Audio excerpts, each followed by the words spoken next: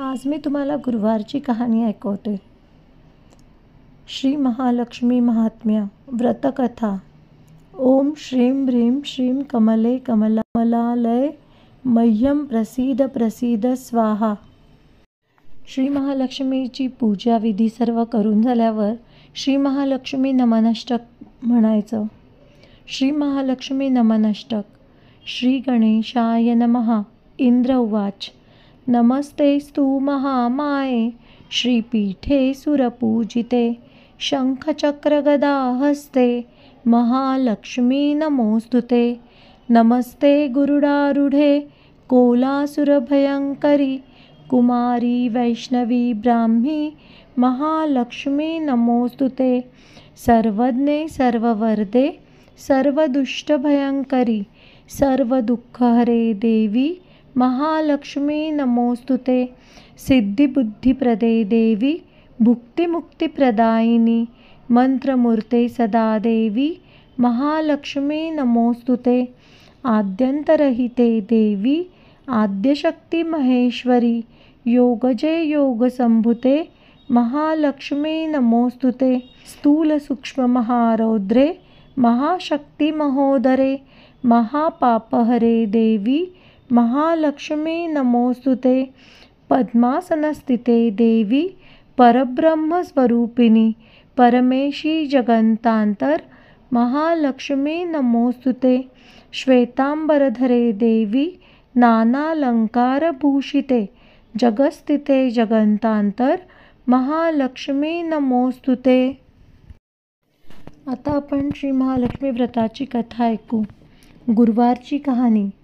ऐकावी भक्तांनो श्री महालक्ष्मीच्या व्रताची कथा. गुरुवारची कहाणी. ही कहाणी वाचल्याने ऐकल्याने दुःख दारिद्र्य काळजी दूर होते. श्री महालक्ष्मी कृपा करते. पैसा अडका शांती समाधान देते. घरात समृद्धी नांदते. मनाची इच्छा पूर्ण होते. या श्री महालक्ष्मीचे नावे व रूपे अनेक आहे. सर्व भूतांच्या ठिकाणी ती छाया शक्ती तृष्णा शांती जाती श्रद्धा लज्जा शांती कांती वृत्ती स्मृती अधिष्ठात्री व लक्ष्मी रूपाने राहते. तिला नमस्कार असो. कैलासावर पार्वती क्षीरसमुद्र सिंधू कन्या स्वर्गात महालक्ष्मी भूलोकी लक्ष्मी गोलोकी राधिका वृंदावनी रासेश्वरी चंदनवनी चंद्रा चंपकवनी गिरिजा पद्मावती पद्मा मालतीवनी मालती कुंदवनी कुंददंती केतकीवनी सुशीला कंदबवनी कंदबमाला आणि राजप्रसादी राजलक्ष्मी व घरोघरी गृहलक्ष्मी अशा विविध रूपांनी व नावांनी ही श्री महालक्ष्मी ओळखली जाते. अशा सर्वांच्या परिचयाची व सर्वाभूती असलेल्या या श्री महालक्ष्मीची ही कहाणी आहे. द्वापार युगात घडलेली. सौराष्ट्र देशात भद्रश्रवा नावाचा राजा राज्य करीत होता. तो पराक्रमी होता. 4 वेद 6 शास्त्रे 18 पुराणे याचे सम्यक ज्ञान त्याला होते. त्याला सुरचंद्रिका नावाची राणी होती. राणी देखणी सुलक्षणी व पतिव्रता होती. त्या दोघांना 7 पुत्रे झाले व त्यांच्या पाठीवर एक कन्या झाली. कन्येचे नाव होते श्यामबाला.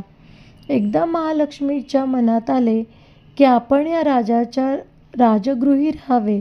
त्यामुळे राजा अधिक सुखी होईल व प्रजेला अधिक सुख देईल.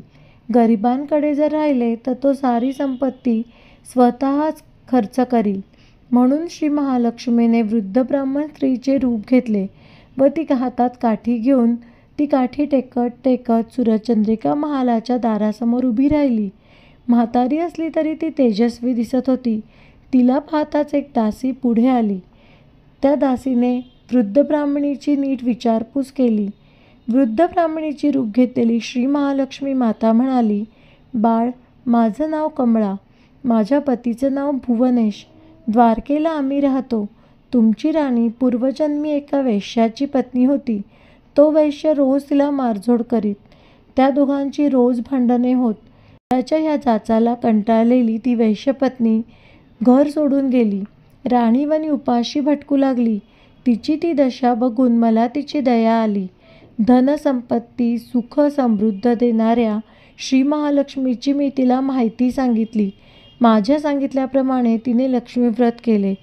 तिला महालक्ष्मी प्रसन्न झाल्यामुळे तिचं दारिद्र्य संपलं. तिचं घर संपत्ती व समृद्धीने भरलं. तिच्या जीवनात आनंदी आनंद आला. पुढे ते पती पत्नी निधन पावले. लक्ष्मी व्रत केल्यामुळे ती दोघे लक्ष्मी लोकात वैभवात राहिली. त्यांनी जितकी वर्ष हे श्री महालक्ष्मी व्रत केले तितकी हजारो वर्ष त्यांना सुखोपभोग मिळाले. या जन्मी तर त्यांचा राजकुळात जन्म झाला आहे, पण त्या राणीला आपल्या लक्ष्मी व्रताचा विसर पडला आहे. त्याची आठवण करून देण्यासाठी मी मुद्दाम येथे आली आहे. वृद्धेचे ते बोलणे ऐकून दासीच्या मनात जिज्ञासा उत्पन्न झाली. तिने वृद्धेला नमस्कार केला व म्हणाली, माताजी, मला त्या व्रताचा माहिती व पूजाविधी सांगा. वृद्धेच्या रूपातील महालक्ष्मीने दासीला लक्ष्मी व्रताची माहिती व महिमा सांगितला. मग ती दासी त्या वृद्धेचे उपकार मानून व तिला नमस्कार करून राणीला तिचा निरोप सांगण्यासाठी अंतःपुरात गेली. अंतःपुरात लोळणाऱ्या त्या राणीला आपल्या ऐश्वर्याचा फार गर्व झाला होता. संपत्ती व सत्तेने ती उन्मत्त झाली होती. म्हातारीचा निरोप ऐकून ती रागारागाने व तावातावाने आली आणि त्या वृद्ध ब्राह्मण स्त्रीला फटकळपणे बोलली. तिला धक्काबुक्की केली.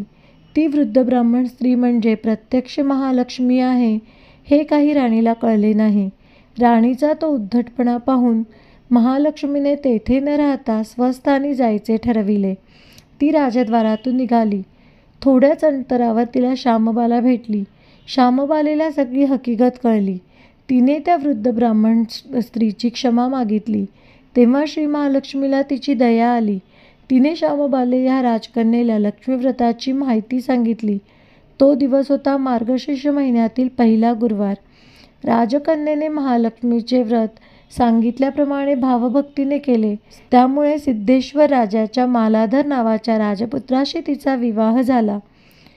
ती पतीसह राजवैभवात नांदू लागली.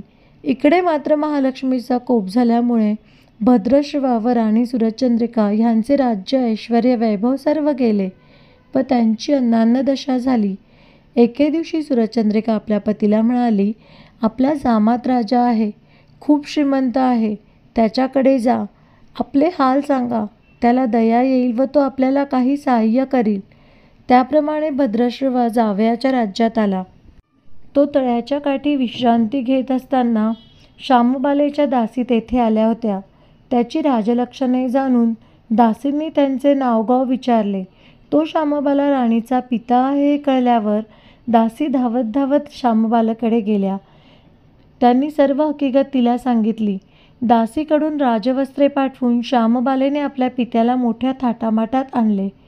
आदर सत्कार केला. नाना परीचा पाहुणचार केला. तो परत जायला निघाला तेव्हा तिने हंडा भरून धन दिले. भद्रश्रवा घरी आला. सुरचंद्रिकेला आनंद झाला. तिने हंडा उघडला तर तो काय, हंड्यात द्रव्य नव्हते, कोळसे भरलेले होते. महालक्ष्मीच्या अवकृपेने हा चमत्कार घडून आला होता.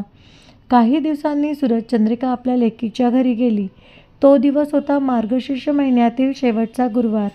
श्यामबालेने महालक्ष्मी व्रत केले. आईकडूनही करविले. सुरचंद्रिका परत आपल्या नगरात आली. तिने लक्ष्मी व्रत केले म्हणून पूर्वीचे तिचे राजवैभव तिला प्राप्त झाले. पुढे काही दिवसांनी श्यामबाला माहेरी आली, परंतु बापाला कोळसे दिले व आपल्याला काही दिले नाही हा राग राणीच्या मनात खदखदत होता. म्हणून श्यामबालेला तेथे कोणी विचारले नाही. तिचा अपमान झाला, परंतु ती आईवर रागवली नाही. ती तेथून निघाली. निघताना तिने तेथले थोडे मीठ बरोबर घेतले. आपल्या राज्यात राजगृही आल्यावर पतीने तिला विचारले, माहेरून काय आणले? ती म्हणाला, राज्याचं सार आणला. पती म्हणाला, म्हणजे काय? पत्नी म्हणाली, थोडा वेळ धीर धरा, म्हणजे कळेल. त्या दिवशी तिने सर्व पदार्थ अळणी करायला सांगितले. नवऱ्याला तिने सर्व जेवण वाढले. त्याला ते सर्व जेवण अळणी लागले. मग तिने ताटात थोडे मीठ वाढले. पदार्थास ते घालताच जेवण रुचकर झाले. हेच ते राज्याचं सार. पतीला तिचे म्हणणे पटले. मग त्या दोघांनी हास्य विनोद करून भोजन पूर्ण केले. अशा रीतीने जे कोणी हे श्री महालक्ष्मी व्रत श्रद्धेने करतील त्या भक्तांवर महालक्ष्मीची कृपा होईल. सुख, समृद्धी व शांतीचा लाभ होईल. सकळ मनोरथ पूर्ण होतील. मात्र श्रीमंती आल्यावर उतू नये, मातू नये. श्री महालक्ष्मी व्रत करायला चुकू नये. दर एक गुरुवारी पोथी वाचायला विसरू नये. महालक्ष्मीचा महिमा पुरवितो भक्तांची कामना. अशी ही श्री महालक्ष्मी व्रताची कथा. गुरुवारची कहाणी सुफळ संपूर्णम. ओम श्री महालक्ष्मे देव्यो नमः. ओम ह्रीं श्री लक्ष्मीभ्यो नमः. ओम शांती शांती शांती. श्री महालक्ष्मी देवतार्पणमस्तु.